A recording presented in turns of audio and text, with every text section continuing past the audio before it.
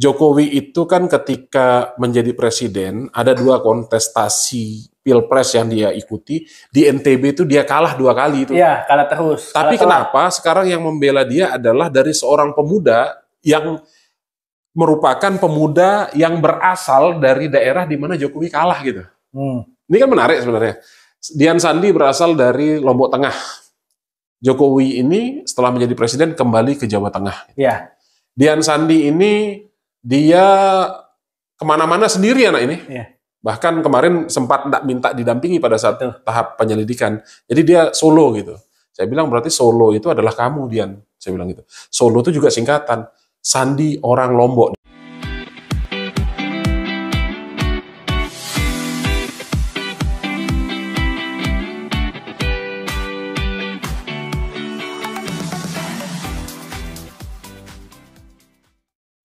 Cuap Bikap, kembali lagi di Rudiktif, ruang diskusi dan perspektif. Bersama gua, Babe Iyo. Nah, kali ini gua diundang oleh pengacaranya Dian Sandi. Kebetulan dia teman gua juga sih, namanya Bang Rio Rama Baskara. Siap. Halo Bang. Sehat. Makasih nih udah diundang gua ke sini nih. Sama-sama. Kantor lu bagus juga ya, ada macan segala ya. Iya. Bukan gajah. Ya, bukan gajah ya. Gua nggak ikut-ikutan dah kalau itu. Bang, gua mau nanya nih sebelum ke topik utamanya. Kesibukan lu sekarang apa, Bang? Selain medsos juga ya? Ya kesibukan utama, profesi utama itu ya, profesi utamanya adalah ya tetap menjadi advokat. Karena itu profesi yang memang saya impikan dari dulu, saya geluti. Nah, sembari itu juga, karena hukum ini kan tidak bisa berdiri sendiri ya. Betul, betul. Dia perlu instrumen lain untuk menunjang. Maka saya juga aktif di partai politik. Karena hampir sama dengan hasil disertasi Prof. Mahfud, keyakinan saya adalah, apa itu hukum? Hukum itu adalah kristalisasi politik. Kita ingin merubah paradigma, kita ingin merubah suatu kondisi masyarakat yang tidak baik, misalnya menjadi baik, harus memiliki kekuatan, yaitu di instrumen politik. Betul, betul. Lu tertarik menjadi advokat itu berapa lama, Bang? Gimana? Lu tertarik menjadi advokat itu berapa lama? Maksudnya sejak dari SMA kah, atau mulai dari kuliah kah, atau mulai ada bayang gue pengen jadi pengacara? Jadi dulu waktu SMP saya kepengen, SMP ya? Dari SMP itu saya kepengen malah masuk fakultas filsafat. SMA saya pengen masuk fakultas antropologi. Begitu sudah begitu menjelang lulus, lagi sibuk-sibuknya belajar gitu ya sebelum lulus itu. Rambut saya sudah mulai panjang. Almarhum bapak saya tidak setuju banget gitu kalau saya masuk filsafat atau antropologi. Jadi dia kepengennya paradigma orang tua. Saya pada saat itu kepengennya saya meneruskan jejak beliau gitu ya, almarhum, menjadi PNS. Tapi saya melihat kalau jadi PNS itu bukan passion saya gitu loh. Jadi saya berusaha keluar dari zona tanda kutip permintaan bapak saya. Saya keluar memberanikan diri. Di 2009 saya berangkat hijrah dari Mataram ke Jogja untuk ikut pendidikan khusus profesi advokat di UGM dulu. Jadi sejak Tapi kuliah di UI ya? Nah, jadi pendidik saya waktu itu, kalau S1 di UNRAM, Universitas Mataram. Universitas Mataram. Kampus yang pernah menjadi kampusnya Fahri Hamzah selama 6 bulan gitu. Sebelum ke UI, Fahri di UNRAM dulu gitu. Kemudian saya di UGM itu PKPA di 2009. Nah, kemudian terfikir untuk menempuh S1 di situ, menempuh S2 di situ. Di UI ya? Di UGM. Oh, di UGM. Tapi saya punya pandangan sendiri gitu. Akhirnya saya memilih untuk S2, saya pindah ke UII. Oke. Jadi itu perjalanan singkat Bang Rio ya sebelum jadi pengacara lah ya. Nah, ini kembali ke kita loncat jauh nih Bang. Gua kan kaget nih ketika lu menjadi pengacara Dian Sandi. Itu awal mulanya gimana Bang? Apakah ini benar hanya sebatas membantu teman pro bono atau profesionalisme aja Bang gitu? Kepengennya sih jadi pengacaranya Dian Sastro ya, tapi dapetnya Dian Sandi ini. Jadi saya berteman sama Dian Sandi ini kan sudah lama. Karena Dian Sandi ini juga anak dari NTB, alma maternya dulu tuh di Universitas Mataram juga. Tapi interaksinya ya agak terbatas lah pada saat itu. Kemudian masing-masing kita ini kan memiliki jalan hidup masing-masing gitu ya. Dia ingin aktif di dunia NGO. Oh, NGO ya. Nah, tapi ya kita interaksi sebagai kawan tetap gitu. sampai pada posisi saya memilih jalur politik. Kemudian Dian Sandi juga ternyata sama di jalur politik, tapi walaupun sama jalur politik, partainya beda gitu. Partainya beda, kesamaannya adalah sama-sama tidak lolos untuk DPR RI kemarin. Maksudnya tidak lolos parliamentary threshold gitu. Nah, ya interaksi hanya sebatas itu. Tapi sampai dengan rame-rame di sosmed, saya cuma memantau aja rame-rame di sosmed terkait masalah postingan ijazah Jokowi gitu. Ya itu kan dia posting itu kan pas Lebaran kan? Itu tanggal 1 beberapa April. Hari sebelum Lebaran. Itu, beberapa hari ya? Beberapa hari sebelum Lebaran. Jadi beberapa hari sebelum Lebaran itu kan saya coba ngikutin karena memang perbincangan tentang ijazah Jokowi ini kan sebenarnya jauh sebelum Dian Sandi ini sudah banyak dibicarakan. Betul. Dian Sandi ini kemudian menampilkan postingan awalnya itu bukan ijazah kalau yang kita lihat di Twitter atau X sekarang ini kan ijazahnya itu yang fotokopi warna ya. Iya. Yang di foto warna itu. Tapi kalau yang ditampilkan Dian Sandi sebelumnya itu yang masih hitam putih. Kemudian itu ada disandingkan oleh Dian Sandi dengan satu ijazah lain. Nah, memang banyak informasi yang didapatkan Dian Sandi ini menurut dia itu hasil penelusuran, hasil riset dia kecil-kecilan sehingga dia berkeyakinan bahwa apa yang diposting itu tidak membuat kegaduhan, apa yang diposting itu adalah memiliki nilai pembuktian yang jelas, apa yang dia posting itu adalah sama dengan aslinya gitu. Tapi sebelum Abang menerima apa ya sebagai advokatnya Dian Sandi itu, pengacaranya Dian Sandi itu, Abang diskusi apa dulu ke dia? Maksudnya di dalam arti begini Bang, Dian Sandi itu kan meyakini ijazah Jokowi itu asli. Nah Abang udah pernah ngomong gitu, ini kamu yakin ya ijazah Jokowi seperti ini? Udah pernah lihat aslinya atau belum? Ini kan yang dijadiin sama Roy Suryo dan kawan-kawan kan sebagai bahan serangan buat ke Dian Sandinya gitu. Saya tanya Dian Sandi, jadi pertanyaan itu kan kebanyakan via telepon, jadi kami saling telepon-teleponan gitu ya. Iya. Karena jarak jauh gitu, dia itu kan walaupun orang Lombok, pernah lama sekitar 2 tahun atau setengah tahun di Jakarta. Kemudian pada saat kejadian itu dia ada di Kalimantan Selatan. Karena Dian Sandi ini kan baru menikah. Jadi dia berdomisili di Kalimantan Selatan. Dia telepon saya, ngobrol panjang lebar. Pertanyaan saya hampir sama Babe Iyo tadi. Jadi pertanyaan saya adalah, apa yang mendasari kamu sehingga yakin ini asli gitu. Terus dia bilang bahwa saya, Bang, sudah melakukan riset kecil-kecilan tentang ini. Oke. Kemudian saya tanya lagi, riset ini sumbernya ini tertulis atau ada wawancara juga? Betul gitu. Ya. Menurut dia sudah ada pernah komunikasi juga dengan salah satu teman seangkatan Jokowi. Mungkin lebih spesifik lagi teman kuliah Jokowi yang namanya Andi Pramaria. Andi Pramaria ini kalau kita lihat dia adalah mantan kepala dinas kehutanan di NTB. Kemudian sekarang kan sudah pensiun ya. Interaksi itu banyak dilakukan oleh Dian Sandi dengan Pak Andi menurut Dian Sandi. Nah, karena sudah riset kecil-kecilan dilakukan Dian Sandi, akhirnya dia mengatakan ini asli. Itu yang membuat dia mengatakan dia asli. Nah, kemudian saya bilang kalau memang kamu yakin bahwa itu asli, ya sekarang bagaimana caranya kamu bertahan terhadap keyakinan itu, karena namanya keyakinan ini kan godaan tuh pasti banyak ya, yang membuat kita berombang-ambing gitu. Misalkan kita dekat sama satu perempuan, mendengar informasi dari kiri kanan, kadang-kadang kan oleng juga gitu. Nah, Dian Sandi seperti itu juga. Jadi saya bilang sama dia, kalau kamu memang yakin itu asli, ya katakan asli. Tapi kalau memang kamu ragu, ya katakan bahwa itu tidak asli gitu. Tapi sampai dengan saya menerima kuasa dari Dian Sandi, dia masih meyakini bahwa itu asli. Kan dia ini ini Bang, pernah ketemu Pak Jokowi. Pernah ditunjukin nggak sih sama Pak Jokowi? Abang pernah nanya ke dia nggak? Jadi itu hampir sama juga pertanyaan penyidik kemarin kan, hampir sama dengan pertanyaan penyidik bahwa setelah tahap penyelidikan akhirnya Dian Sandi ini pergi ke Solo dan bersilaturahmi sama Pak Jokowi. Saya tanya itu agenda apa? Penyidik juga menanyakan itu agendanya apa. Jadi agenda pertama memang Dian Sandi mengatakan dia meminta maaf kepada Jokowi. Kemudian ya itu kan diikuti juga di beberapa pemberitaan media online ya. Pemberitaan bahwa memang Dian Sandi silaturahmi ke sana, kemudian dia minta maaf gitu. Nah, terus apa lagi yang dikatakan Pak Jokowi? Menurut Dian Sandi pada saat itu Pak Jokowi bilang Mas Dian yang Anda simpelnya ya, Mas Dian yang Anda posting itu sama dengan ijazah saya gitu. Nah, hanya sebatas itu. Jadi sampai dengan penyidikan kemarin yang disampaikan, ya Jokowi mengatakan bahwa yang diposting oleh Dian Sandi itu adalah persis seperti ijazahnya dia. Jadi kan dia tadi pengakuan Dian Sandi ke Bang Rio kan katanya riset kecil-kecilan. Beliau itu, Bang Sandi itu ke UGM juga nggak sih, Bang? Nah, saya nggak ngerti ya.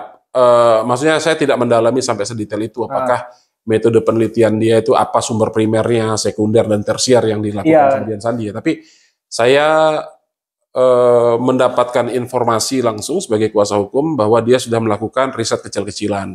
Seperti mewawancarai, kemudian yang lain itu saya tidak tahu itu apa yang dia lakukan sehingga membuat dia sangat yakin. Tapi pada prinsipnya adalah ketika itu adalah keyakinan dari Dian Sandi yang hari ini adalah klien saya, maka dalam posisi ini adalah perkara sudah masuk dalam tahap penyidikan dan dia menyatakan bahwa memang dia bertanggung jawab terhadap apa yang dia posting dan dia meyakini terhadap keasliannya, ya kita berdiri pada posisi itu gitu. Jadi gini Bang, terlepas lo jadi pengacaranya Bang Sandi kan kemarin saya juga nonton di beberapa podcast juga, terus nonton juga di acara TV yang di YouTube juga kan. Nah ada dia bilang, ini apa strategi Jokowi untuk permainan politiknya Jokowi tanda petik untuk menutupi kasus isu besar yang ada di Indonesia. Menurut Abang terlepas ini pengacara Dian Sandi ya, menurut Abang bagaimana Bang melihat tanggapan begitu Bang? Apalagi masyarakat kalau Abang lihat nonton lagi komen di YouTube, udah apa susahnya sih tinggal tunjukin atau apa? Ini kan banyak tuh yang komen begitu ya, entah itu akun asli atau akun bot, aku nggak tahu lah ya. Yang penting aku jujur aja, mumpung bertanya sama Bang Rio, betulan ini kan dari segi hukumnya bagaimana gitu loh Bang. Ya, kalau Jokowi sendiri kan mengatakan bahwa dia akan menunjukkan itu pada saat di persidangan. Ya. Tapi pada saat di kediaman beliau itu di depan rumah, kalau saya tidak salah itu mungkin bisa kita searching bersama bahwa ketika di hadapan wartawan, Jokowi juga sudah menunjukkan, tapi tidak boleh didokumentasikan. Nah itu apakah bagian dari tanda kutip strategi beliau untuk menunjukkan bahwa ya sudahlah nanti saya akan menunjukkannya secara terhormat di pengadilan gitu. Betul. Kalau itu adalah cara yang dilakukan sama Jokowi akan menunjukkan di pengadilan, maka itu adalah pilihan sadar dia gitu ya untuk menunjukkan. Tapi dalam proses di tingkat penyelidikan kemudian penyidikan, maka idealnya memang sudah dikantongi bahwa mana bukti aslinya. Jadi yang namanya bukti itu kan harus disandingkan dengan aslinya. Nah itu yang kemudian menjadi dasar ketika memang proses ini terus berlanjut gitu. Dan tidak mungkin kita mengatakan bahwa ini ada bukti yang diajukan gitu ya, kemudian tidak ada aslinya gitu. Karena kalau kita melegalisir ijazah juga kan dilegalisir ini sesuai dengan aslinya. Betul. Jadi ketika satu instansi atau satu lembaga melegalisir satu produk yang dikeluarkan sama dia, kan dia ngecek itu apakah benar ini ada atau tidak. Artinya kalau ijazah ya tidak mungkin dipegang sama institusi pendidikan atau UGM gitu ya, pasti dipegang sama Jokowi. Tapi register terkait kebenaran ijazah ini, nomor urut dan seterusnya kan pasti ada sama lembaga pendidikan, dalam hal ini UGM. Makanya dia berani melegalisir, berarti kan memang itu tercatat di sana gitu. Ya. Soalnya gini Bang, kita nih jujur aja ya, gue tuh secara pribadi ya Bang, itu males banget ngikutin berita ini sebenarnya. Tapi kok nggak kelar-kelar gitu. Maksudku, apa susahnya sih tinggal menunjukkan jebret gitu kan. Tapi satu sisi lain, Pak Jokowi bilang tunggu aja di pengadilan. Ini mau sampai kapan sebenarnya drama begini Bang sebenarnya? Kita ini kan apa ya, tidak kekurangan waktu untuk mengenal karakter beliau ya. Karakter Pak Jokowi ini kan santai dengan stylenya, dengan passionnya yang begitu gitu. Jadi dia ingin menunjukkan itu di persidangan. Tentunya ketika ditunjukkan persidangan, yang perlu kita ingat adalah ini kan perkara pidana ya. Betul. Beliau yang melapor, saya flashback sedikit. Untuk Dian Sandi ini, dia didengar keterangannya kalau dilihat di surat panggilan itu atas 4 LP. 4 laporan polisi yang kemudian dijadikan satu dan itu ditangani di kepolisian. Banyak banget itu. Salah satu yang melapor itu adalah Jokowi yang menggunakan haknya kan untuk kemudian melaporkan. Jadi dia didengar keterangannya untuk beberapa LP tadi itu. Nah, karena ini adalah perkara pidana, maka yang akan menunjukkan dokumen ini asli, dokumen aslinya itu adalah nanti dari pihak jaksa penuntut umum. Jokowi itu akan didengar keterangannya sebagai saksi nanti. Betul. Karena pihak yang akan berhadapan-hadapan adalah tersangka yang kemudian jadi terdakwa di persidangan dan ada penuntut umum. Nah, penuntut umum yang kemudian mewakili kepentingan dari korban. Dalam hal ini Jokowi dengan para pelapor lain. Nah, idealnya adalah ijazah itu pasti ditujukan di dalam persidangan nanti. Ya.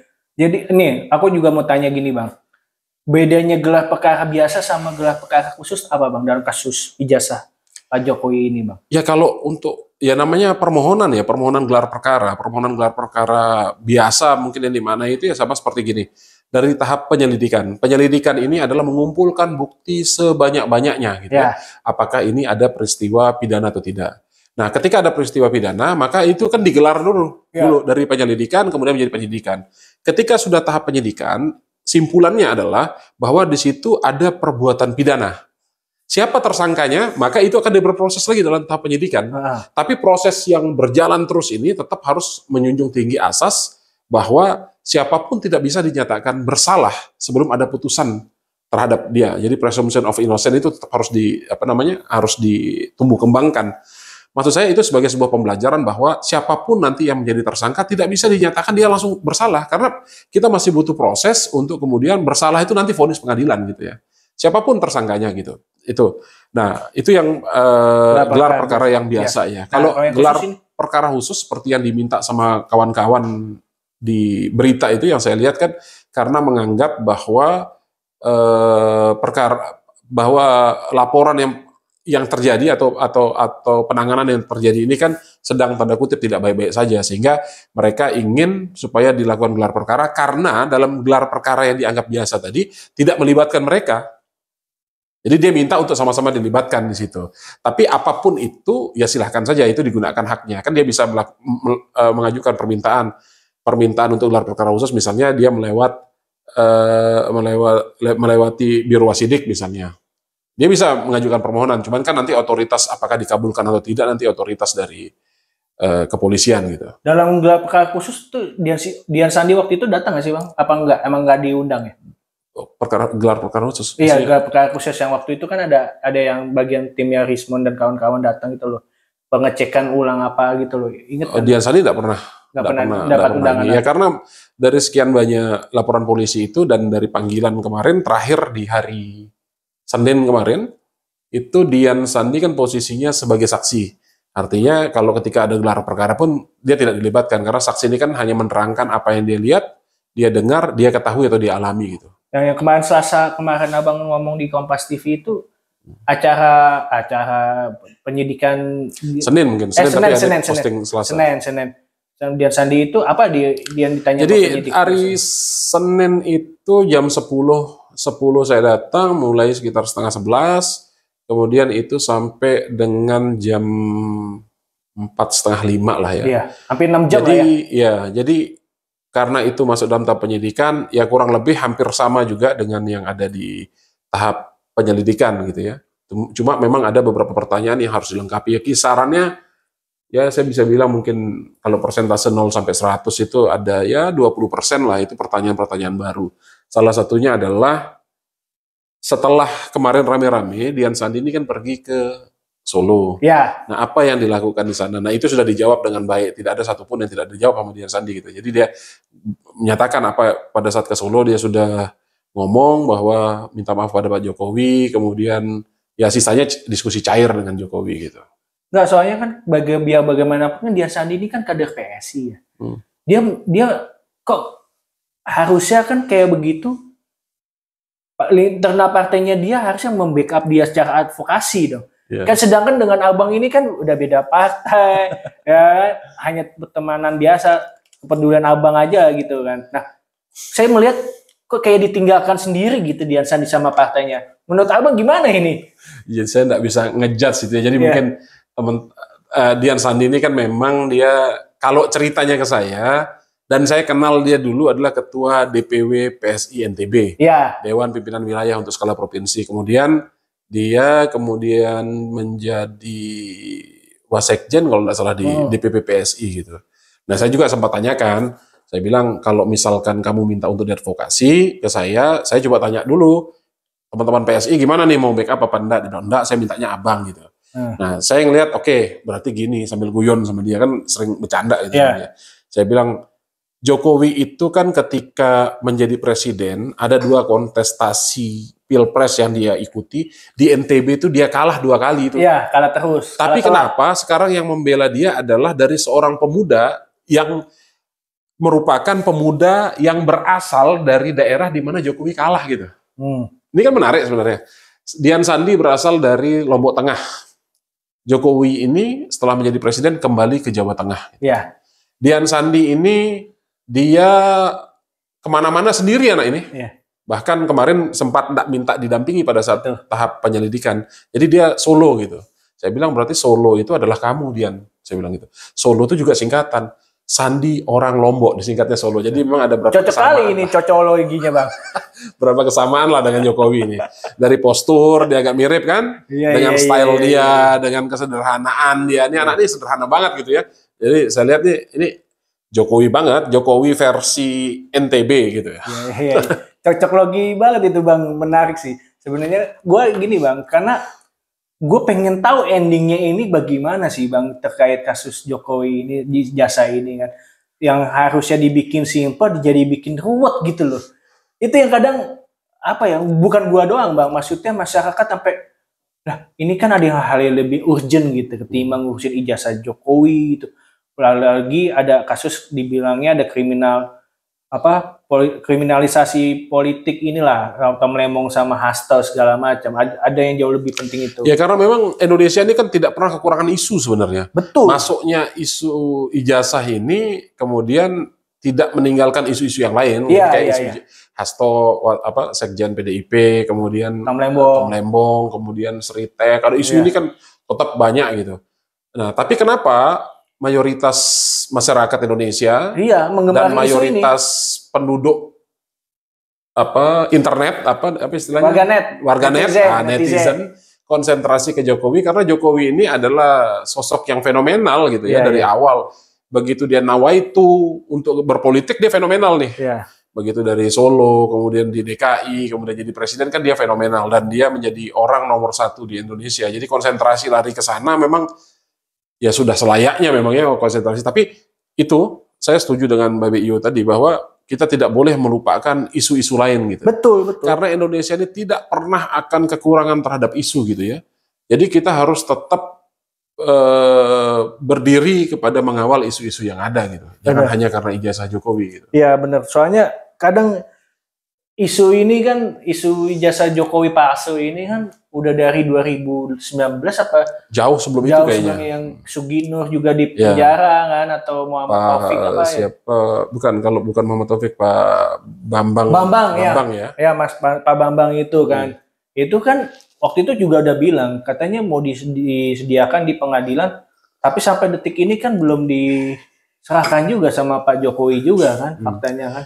Karena kemarin kan kasusnya kasus perdata ya. Kasus perdata kan harusnya memang para pihak menunjukkan itu. Tapi saya walau alam itu tidak mengikuti secara detail untuk perdatanya. Tapi kalau secara pidana maka yang mewakili kepentingan Jokowi atau mewakili kepentingan pelapor dan para pelapor, para pelapor karena pelapornya ini kan banyak ya.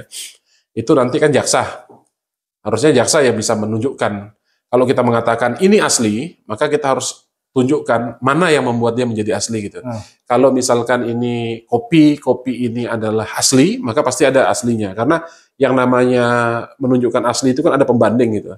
Dicocokkan dengan aslinya. Seperti kita pembuktian secara perdata misalnya di persidangan, agenda pembuktian tertulis gitu. Kita menunjukkan bukti yang sudah difotokopi, kemudian dileges di kantor pos, kemudian kita tunjukkan. Ketika dia itu ada aslinya, maka kita mengatakan bahwa telah dicocokkan dengan aslinya. Betul. Tapi kalau dia tidak ada aslinya, maka dia hanya kopi dari kopi. Nilai pembuktiannya bagaimana? Pasti berbeda. Tapi ini lebih enak kopi ini Bang. Betul, daripada kopi yang begini ya. Betul. Kiss dulu lah kita Bang. Jangan santai dulu lah. Nih lanjut Bang. Ini kopi asli nih. Kopi asli lah. Kopi apa nih jenisnya nih? Ini kopi mak lampir namanya. Bang, gue ini sekali ini nih, gue tanya lagi sekali lagi terkait apa tadi tuh sampai lupa gara-gara ngopi ini. ini kan Bang Dian Sandi ini kan upload foto ijazah Jokowi kan di X itu. Dia tahu nggak konsekuensinya seandainya itu hanya kopian, bukan yang asli gitu loh. Ya, saya tanya sama dia bahwa setiap apa yang kita posting, kalau bahasa Undang-Undang ITE itu, apa yang kita distribusikan, maka kita bertanggung jawab terhadap hal itu gitu ya. Nah, Dian Sandi mengatakan, saya bertanggung jawab, lahir batin saya bertanggung jawab. Karena dia memiliki keyakinan, telah melakukan riset dan seterusnya gitu. Saya menghargai keyakinan itu gitu. Ada satu kalimat menarik dari Dian Sandi ketika memposting ijazah yang kalau dilihat di foto di X itu dia berwarna gitu ya. Dia bilang kalau tidak salah dia nunjukkan ini aslinya agar lebaran kalian menjadi tenang. Kalau saya tidak salah redaksinya kurang lebih gitu. Narasinya seperti itu. Artinya memang dia ingin menunjukkan udahlah kalian jangan gaduh. Ini saya tunjukkan gitu kurang lebihnya gitu. Nah, apakah tweet itu berdiri sendiri? Tentu tidak, karena ada tweet-tweet sebelumnya di belakang. Bahwa Dian Sandi sudah memposting sebelumnya di belakang, ternyata itu ramai kan? Wah, ramai banget. Ramainya yang belakang itu kalau tidak salah 2 juta viewer kalau tidak salah saya. Iya. Itu kan dia menanggapi karena sudah ada keramaian yang sebelumnya. Sudah ada kegaduhan yang sebelumnya. Kemudian dia posting. Harapan dia, niat dia adalah menetralisir situasi yang gaduh itu agar tidak gaduh. Ini sudah ada aslinya. Ternyata tidak juga selesai kegaduhan yang sudah ada sebelumnya itu. Akhirnya dia tunjukkan lagi dengan postingan yang tadi tanggal 31 kalau tidak salah ya. 31 Maret itu dia tunjukkan bahwa ini, tapi ternyata kan postingan itu tidak juga membuat menjadi tenang sesuai dengan harapan dia. Ya karena namanya permasalahan itu kan kalau kita mau membuat dia riuhnya itu berkurang itu kan tidak bisa sekaligus gitu ya. Harus pelan-pelan. Tapi setidaknya Dian Sandi ketika posting itu apakah ada yang berpengaruh bahwa meyakini ini asli? Ya pasti ada gitu. Karena terlebih kan proses hukum yang sudah terjadi ini bahwa ketika sudah masuk tahap penyidikan bahwa sudah bisa kita nyatakan bahwa ada perbuatan pidananya. Lalu di perbuatan pidana ini siapa tersangkanya? Maka kita tunggu aja lah proses hukum ini. Karena dilihat kalau terlapornya ini kan banyak banget nih. Betul. Yang dilaporkan. Bang, ini mau nanya sekali lagi nih. Yang ini kan dari penyelidikan ke penyidikan. Nah, untuk menetapkan tersangka itu biasanya berapa lama, Bang? Ada formula pasti nggak? Misalnya berapa bulan atau berapa minggu? Atau gimana? Kalau itu sih enggak ada ini ya, enggak ada yang baku gitu ya. Tapi kalau kita melihat dari proses ini bahwa memang saksi yang diperiksa ini kan banyak banget nih. Banyak banget karena Sandi kemarin itu kan pada saat saya datang ke sana itu juga ada saksi-saksi lain yang sedang diperiksa gitu. Karena memang untuk memeriksa ini terlebih ini Dian Sandi ini atas 4 laporan polisi. Nah, saksi yang diperiksa ini kan banyak banget nih. Apalagi informasinya per hari ini tadi saya lihat di sosmed itu Jokowi sudah ada hasil wawancara juga karena Jokowi diperiksa juga di Polres Surakarta.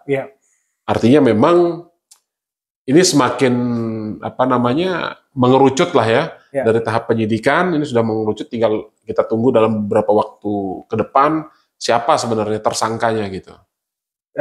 Kita sih udah menduga-duga siapa tersangkanya kan, tapi kan kita nggak mau melebihi putusan ini kan Polri kan. Nah, gue sih berharap gini Bang, semoga kasus ijazah Jokowi ini selesai lah ya. Gue nggak peduli Bang, jujur aja aslinya ya, gue tuh nggak peduli dia mau asli mau enggak. Yang pasti ya maksudnya jangan sampai kasus-kasus besar korupsi di Indonesia tuh seolah tenggelam gitu ya. Seolah tenggelam Bang. Maksudnya kayak contoh kayak kasus Pertamina yang itu tiba-tiba kemana isunya jadi menghilang. Belum lagi yang Riza Khalid tiba-tiba nggak tahu kemana, kan belum jelas katanya kabur atau apa. Maksudnya kemarin apalagi penelusuran drone emprit kan. Kasus ijazah Jokowi dugaan palsu ini kan paling tinggi kan engagementnya. Maksudku gila, netizen tuh maunya apa gitu loh Bang, kadang Bang saya pikir. Aduh, makanya aku tertarik karena abang temen saya pas kebetulan jadi pengacara Dian Sandi, setidaknya bisa menjelaskan ke Cobat semua gitu Bang. Maksudnya apa sih yang ditanya Dian Sandi di penyidik? Ya karena memang kita kan tidak pernah akan kekurangan isu gitu ya. Kita ini punya CCTV abadi yang namanya netizen. Ya. Netizen ini kan memantau gitu. Bayangkan aja kalah Bim Bang. Kalah. Jadi dia ini naluri intelijen ini sudah ada sejak dari alam pikiran itu. Iya. Dia sudah ada itu naluri intelijen, naluri intel itu sudah ada. Jadi misalkan ini ada kendaraan yang hilang gitu, cepat ketemu. Kalau minta bantuan lewat sosmed itu cepat banget ketemu. Karena memang pemantauan lewat sosmed ini kan lebih banyak. Ya bisa jadi satu orang ternyata memiliki banyak account, jadi bersuara lewat sosmed itu bisa jadi. Nah harapannya, karena memang impresi atau engagement tadi itu tinggi tentang ijazah ini, ya, segera selesai lah gitu ya. Sehingga perkara ini semakin jelas dan terang. Betul. Yang kedua, agar kita kembali merapatkan barisan, udahlah kita tidak usah terpecah-pecah lagi, kehangatan berwarga negara, kehangatan bersosial media ini kembali lagi. Jadi jangan sampai kemudian gara-gara satu isu saja, akhirnya kita berpecah. Kita sudah capek terpecah belah oleh isu-isu yang kadang-kadang kan kawan-kawan sendiri, kemudian kadang-kadang juga mungkin masih ada ikatan keluarga. Saya misalnya fenomena politik gitu ya, pilpres itu ada satu grup WhatsApp grup keluarga misalnya, ada yang harus keluar dari WhatsApp grup itu karena beda pilihan. Udahlah itu jangan. Jadi pendewasaan secara politik itu kan penting gitu ya, karena makin kesini kita coba lihat, kita bayangkan 5 atau 10 tahun yang lalu yang menjadi teman kita dalam satu barisan, ternyata hari ini harus berada di barisan yang berbeda dengan kita. Iya, betul. Nah, saya bilang sama Dian Sandi, ketika nanti ini sudah dibuktikan di pengadilan, ini benar atau salah, jangan pernah berhenti bersahabat sama siapapun yang menjadi sahabatmu. Kalaupun kemudian dia menjadi musuhmu, tapi kamu telah menunjukkan bagaimana etika berkawan yang baik. Itu yang mahal gitu. Politik secukupnya, pertemanan abadi lah, persahabatan abadi lah. Soalnya begini, terkait kasus ijazah Jokowi ini sebenarnya nggak akan muncul kalau misalnya KPUD Surakarta, Jawa Tengah, DKI Jakarta itu benar-benar verifikasi faktual dan verifikasi administrasi gitu loh Bang. Betul. Ya kayak warga biasa gini, kan ketahuan misalnya dia ijazahnya palsu. Ya, kayak kasus ini deh. Dugaan palsu yang wakil gubernur Belitung, Bu Heliana, sampai rektornya saya nggak pernah tanda tangan, kan jelas gitu loh. Maksudku itu pun juga KPUD Bangka Belitung juga kelewatan kasus begitu. Keyakinan Dian Sandi ini kan bertambah ketika sudah dilakukan verifikasi sebanyak sekian kali oleh KPU. Ketika ijazah itu dijadikan prasyarat pada saat mendaftar menjadi wali kota, Jokowi kan 2 periode ya, wali kota. Surakarta. Dia sudah 2 periode di situ, kemudian itu kan sudah diverifikasi. Kemudian dari Surakarta berangkat dia ke Jakarta. Di Jakarta kemudian diverifikasi juga kan. Kemudian masuk di KPU RI selama 2 periode sudah diverifikasi juga. Jadi ijazah itu sudah diverifikasi sebanyak 5 kali jadinya. 2 kali pada saat di wali kota, 1 kali pada saat di gubernur DKI Jakarta, dan 2 kali pada saat menjadi kepala negara. Jadi kan sudah 5 kali. Nah itu yang kemudian membuat keyakinan seorang Dian Sandi ini ada dalam posisi ini asli. Karena terlebih Jokowi mengatakan kepada Dian Sandi pada saat Dian Sandi silaturahmi ke rumahnya bahwa ijazah yang diposting oleh Dian Sandi ini adalah ijazah Jokowi. Artinya Jokowi mengatakan itu ijazahnya. Ya gue sih berharap gini aja Bang, terkait kita podcast kali ini. Sebagai penutup ya gue berharap kasus ini cepat selesai karena kita jenuh Bang, udah 5 tahun lebih lah kelas 1. Kedua adalah fokus kita adalah ada yang lebih penting sebenarnya dari kasus ini ya, terkait kasus dugaan Jokowi palsu ijazah ini kan. Yang ketiga ya semoga Bang Dian Sandi kalaupun nanti terbukti tidak benar dia siap menerima konsekuensinya kan, kayak menurut abang tadi dia siap lahir batin kan.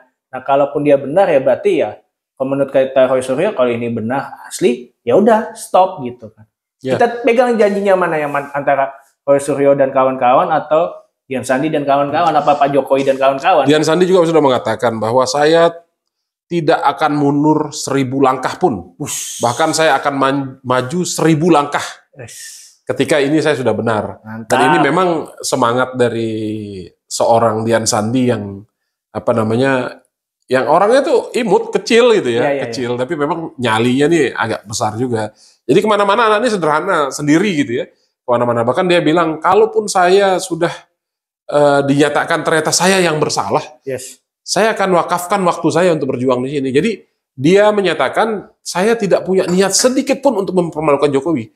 Niat saya sepenuhnya untuk membela Jokowi. Kenapa ingin membela Jokowi? Karena dia merasa dia adalah militan Jokowi. Dia adalah militan Jokowi yang berada di kandang di mana Jokowi kalah selama 2 periode. Ya, berarti kalau kata netizen jokes ya, Bismillah komisaris lah Dian Sandi. Kalau kata Dian Sandi sebelum yang ke sana, jadi dia bilang kalau semua yang dimulai dengan Bismillah pantang mundur di tengah-tengah. Berarti dia cocok jadi komisaris lah pokoknya. Amin. Bang, makasih banyak ya. Makasih. Jangan lupa di subscribe, like, dan komen. Makasih.